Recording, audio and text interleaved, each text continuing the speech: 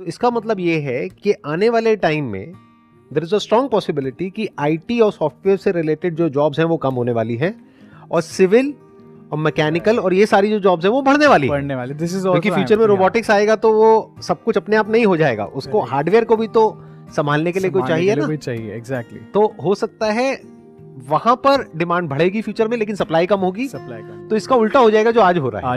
Exactly. Do you agree with this point जो मैं कह रहा हूँ कि मतलब आने वाले टाइम में हो सकता है जो और स्ट्रीम्स है इंजीनियरिंग में या और भी ऐसी स्ट्रीम्स जहां पर के लोग नहीं जाते हैं, हो सकता है वहां पे डिमांड बढ़ेगी। और जहां पर अभी आज की डेट में सब लोग जा रहे हैं ऑन द बेसिस ऑफ के पास्ट में 10-20 साल में क्या हुआ है, तो आने वाले 5-10 साल बाद कुछ और ही हो रहा होगा। एग्जैक्टली, डेफिनेटली होना ही है।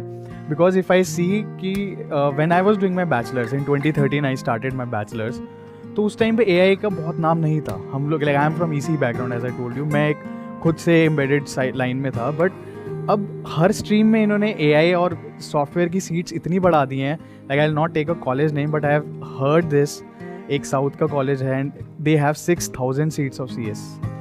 ये पूरे कैंपस की भी नंबर नहीं होता कि 6000 सीट्स में एक ब्रांच को डेडिकेट कर रहा हूँ। So they have 6000 seats available right now कि जो पूरा पर सीएस कंप्यूटर साइंस पढ़ा रहे हैं। तो आने वाले टाइम में मैं भी ये देख पा रहा हूँ विद इन 10 ईयर्स जो अभी लोग सिविल या मैकेनिकल से हट गए हैं, and which is very much required in automotive industry, in construction based things, everyone needs civil engineer, mechanical engineer, जो उनकी एक core expertise है उस लाइन में, वो अगर हमें बंदे नहीं मिलेंगे तो obviously वो एक डिमांड फिर से आएगी, and then they like people will follow that trend कि हाँ चलो अब सिविल लेते हैं, मैकेनिकल लेते हैं, but that I can see definitely will happen in next 5 to 10 years. अच्छा, एक बहुत इंटरेस्टिंग थॉट है जो मैंने कहीं पढ़ा कि कोई एक गूगल का एम्प्लॉई है जिसने जॉब छोड़ दी क्योंकि उसने कहा कि जो एआई है वो सेंटिएंट है, यानी वो लिविंग है। उसने कुछ ऐसा होता हुआ देखा बैकएंड पे जो यूजुअली लोग नहीं देखते हैं। उसका ये फियर था कि AI is sentient in the sense कि एआई इज कॉन्शियस। तो व्हाट इज योर थॉट, क्योंकि आप भी पीछे से इसके ऊपर काम कर रहे हो, जिस तरीके से ये सॉल्यूशंस निकाल रहा है, अभी आपने बताया कि जो आपने एप्लीकेशन बनाई उसमें ऐसी ऐसी चीजें इसने कर दी जो आपने नहीं बताई थी, करने को नहीं कही थी, फिर भी इसने कर दी। तो क्या ये कहना गलत होगा कि in future AI is going to be very near to conscious और sentient beings? I think yes. Why? Because अभी जो लोग हैं ना, मतलब मैंने जितने लोगों से I do lot of like mentoring and all, so कहते हैं कि एआई के पास फीलिंग नहीं है। आई गेस आपके भी शो में लोग आए थे और ये बोलते हैं AI can not have that feel. ठीक है, वो एक फीलिंग या वो डिसीजन नहीं ले सकता। बट अगर हम इसके एक रिवर्स पे जाएं, रिवर्स साइकोलॉजी देखें, तो AI is only influencing your decision, और भी बहुत पहले से, नॉट अभी। बट अभी जो डिफरेंस है, लाइक आपने जो बोला सेंटिएंट जो अब हुआ है, एक लिविंग कॉन्शियस है उसमें, मैं उसका अगर एक डिफरेंस बताऊं लोगों को कि कैसे हुआ है। AI was solving from last I would say 5-10 years से टास्क सॉल्व कर रहा है, but it was very specific कि एक डोमेन में, कि मैं कैमराज हैं, ऑब्जेक्ट डिटेक्ट किया, आई वॉन्ट टू ड्राइव, और उसके बेसिस पे डिसीजन लेने हैं। देन एक हेल्थ केयर में ट्यूमर डिटेक्शन, एक एआई को, डीप लर्निंग मॉडल को हमने इमेजेस दिखा दी एक्सरे की, एक नॉर्मल, एक ट्यूमर से कैंसर डिसीज, उसको ट्रेन कर दिया, and it is like now predict seeing the image कि ये बंदे को कैंसर हो सकता है, कितनी एबिलिटी है, 90% accurate, 95, and it has achieve more than 95% accuracy. तो स्पेसिफिक हो गया बेसिकली, वो स्पेसिफिक टास्क एक सॉल्व कर रहा था, and that is limited, and हम लोग भी यही सीख रहे थे। एआई अभी तक एक टास्क कर रहा था, but now it can handle multiple task at the same time, कि वो अपनी लर्निंग से, जो एक तरह से ह्यूमन लर्न करता है, और इसको मैंने लिंक किया अपने ह्यूमन माइंड से, तो विच इज़ वेरी सिमिलर। क्योंकि हमारे माइंड में अगर हम देखें एक बायोलॉजिकल न्यूरॉन, अगर किसी ने अगर स्टडी किया हो, तो उसमें 5 मेन कंपोनेंट्स है, विच इज़ न्यूरॉन तो मेन है ही, आर सेंसेस जो हम लेते हैं पूरे वर्ल्ड से, आईज, ईयर्स, हैंड्स, ठीक है, और एक हमारे डेंड्राइट्स हैं और एक्सॉन है। ये है, डेंड्राइट्स का काम है इनपुट सिग्नल लेना, एक्सॉन का काम है आगे सप्लाई करना, मतलब आगे न्यूरॉन्स को बनाना, और we have millions of billions of neurons जो आपस में कनेक्टेड हैं, एंड उसके बेसिस पे हम डिसीजन लेते हैं। This is our human thing, कि मैंने एक इन्फॉर्मेशन ली, माइंड ने प्रोसेस की, उसका आउटपुट हमें को डिसीजन लेना है, मैंने कर दिया।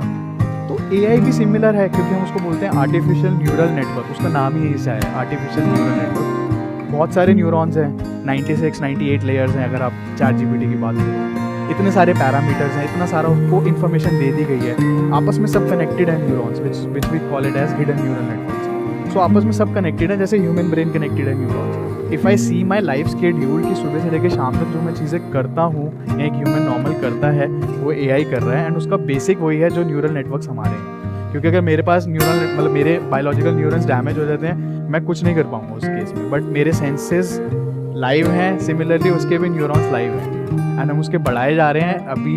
लाइक मुझे लगता है कि हाँ वो स्टेज आ जाएगी, बिकॉज इन्फॉर्मेशन उसके पास अनलिमिटेड है, जो मेरे पास एक लिमिटेड है। तो इट कैन अचीव और मोर देन ह्यूमन इंटेलिजेंस, और वो सॉल्व कर लेगा सारे task, because it's a machine. अगर हम जो भी करते हैं मतलब as humans, as sentient beings, as living beings, उसको दो पार्ट में डिवाइड कर दें। एक which can generate some kind of value for others, जहाँ से पैसा कमाया जाता है। दूसरा which is not generating any kind of value. तो अगर कुछ ऐसे टास्क हैं जो वैल्यू जनरेट नहीं कर रहे हैं, जैसे फीलिंग्स हो गई, इमोशंस हो गए, रिप्रोडक्शन हो गया, एक्सक्रीशन हो गया, ये सारे जो टास्क हैं they are not generating any kind of value for society at large.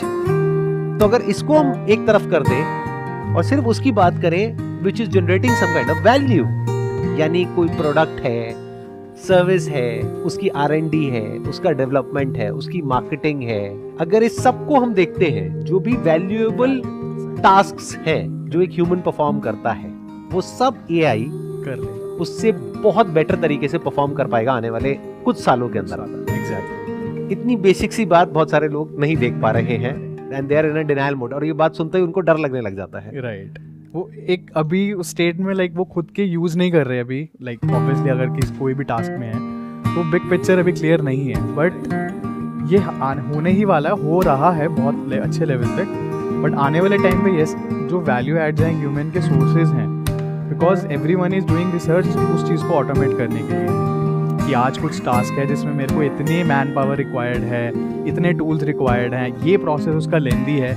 Everyone is solving that problem कि इसको छोटा कैसे किया जाए, इसमें कॉस्ट कैसे कटिंग की जाए और इसको और ऑप्टिमाइज कैसे किया जाए। तो मोस्टली इस पे ही रिसर्च कर रहे हैं, और जितने स्टार्टअप्स आ रहे हैं यही कर रहे हैं। I think it all boils down to three things: time, money and efficiency. Correct. तीनों ही चीजों में अगर देखा जाए तो AI will outperform humans like anything down the line. But वो समझने के लिए एक बेसिक अंडरस्टैंडिंग होनी चाहिए, तब हो सकता है। There are few people who are watching this video, वो देख करके उनका दिमाग चलेगा और वो कहेंगे कि ठीक है, either I need to do something जहाँ पर के इस AI को मैं यूज करूँ कुछ क्रिएट करने के लिए, because that's how that person is going to be valuable, या फिर कुछ ऐसा करूँ जिसमें AI को आने में अभी टाइम है। अभी एक ह्यूमन के पर्सपेक्टिव से या एक आगे फ्यूचरिस्टिक पॉइंट ऑफ व्यू से, person who are in non tech, मतलब जिनको टेक में नहीं जाना, they are like marketers, they are doing some creative jobs, और जो एक ब्रांडिंग कर रहे हैं, कुछ कर रहे हैं, दे शुड नो कि मेरे को यूज़ कैसे करना है अपनी प्रोडक्टिविटी के लिए। ऑब्वियसली इट कैन हैम्पर, जो हम अभी देख पा रहे हैं, बट एक प्रोडक्टिविटी इनहेंस करेगा कंटेंट राइटर्स के लिए और ब्रांडिंग के लिए, कि मुझे कितना अच्छा content, email delivery, email send करेगा।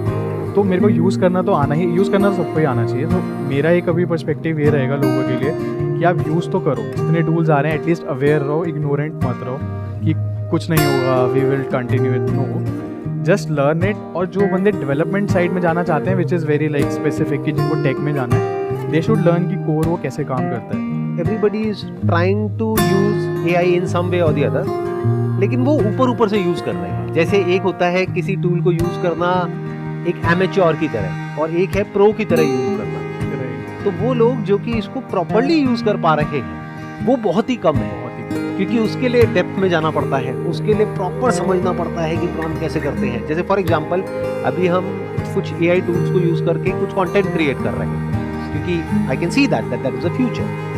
तो अब जब हम वो कर रहे थे, तो जो हमारी टीम थी, जो कोर टीम थी, जो कंटेंट क्रिएट कर रही थी, वो नहीं कर पा रहे थे। तो we have hired somebody who is an expert in prompt engineering, and she is training the entire team कि देखो इसमें इस तरीके से नहीं, इस तरीके से किया जा सकता है। और उसमें there is major difference in the sense कि जैसे अब वो खुद अपने हिसाब से कुछ क्रिएट कर रहे हैं, but that person, she came in and said कि आपने ये क्रिएट किया, अब देखो इसमें ये प्रॉब्लम आ रही है।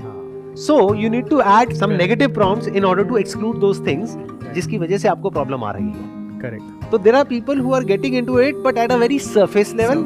तो I think they will be replaced by professionals जो properly समझते होंगे कि उसको use कैसे करना है। For example, somebody is there in data analytics, तो जिसको प्रॉपर्ली समझ आता होगा, बेसिक तो सबको समझ आ ही रहा है कि एक CSV को अपलोड करो, XLS को अपलोड करो, उसको चार्ट्स में कन्वर्ट कर दो, वो तो कोई भी कर सकता है। वो तो जो मैनेजमेंट है वो खुद ही कर लेगा ना, उसमें उसकी भी क्या जरूरत है उस पर्सन की। AI ही बना देगा, वो AI बना देगा। But the thing is AI से भी कैसे बनवाना है, वो आना दैट इज अ स्किल जो और लोग नहीं कर पा रहे, तो उस बंदे की जॉब बच जाएगी। एग्जैक्टली। सारा खेल ही अब मेरे को लग रहा है प्रॉम्प्ट्स का ही है इसमें, क्योंकि मॉडल ट्रेनिंग हमें नहीं करना, ट्रेन हमें नहीं करना है, हमें उसको डेटा नहीं देना, वो ऑलरेडी कर चुका है, वो ऑलरेडी ट्रेंड है, डेटा उसके पास है, हमें उससे निकलवाना है। निकलवाने के लिए वी नीड प्रॉपर प्रॉम्प्ट की, जिस एकदम प्रिसाइज कि उसमें स्ट्रक्चर डिफाइंड हो। प्रॉम्प्ट इंजीनियरिंग मैंने जो कोर्स मैं बता रहा हूँ जो अवेलेबल है